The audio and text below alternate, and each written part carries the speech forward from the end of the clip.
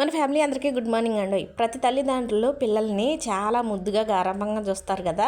అలాంటప్పుడు ఆ ముద్దులాడేటప్పుడు కొన్ని జరగని మాటలు బయటకు వస్తాయండి తండ్రి నోట్లోంచి. ఏంటంటే మా నాన్న మమ్మల్ని ముద్దులు ఆడుకుంటా ఏమనేవాడంటే మా బంగారాలు, మా అమ్మలు, మా తల్లులు అని. అంటే మా అమ్మ అనేది ఆ బంగారాలు బంగారాలే, ఎట్టే ముద్దులాడు, రేపటి రోజున పెళ్లి చేసి పంపిస్తే మనేది పడాలి, కొద్ది ప్రేమ తగ్గించుకో. అప్పుడు మా నాన్న అనేవాడు, నేను నా పిల్లల్ని ఆడికి పంపించడు, పెళ్ళిళ్ళు చేసి నా దగ్గరే ఉంచుకుంటా, అల్లుళ్ళు నా దగ్గరికే వస్తారు అనేవాడు. కానీ అలా మాటలు అంటారు, అవన్నీ జరిగేవి కాదు కదా.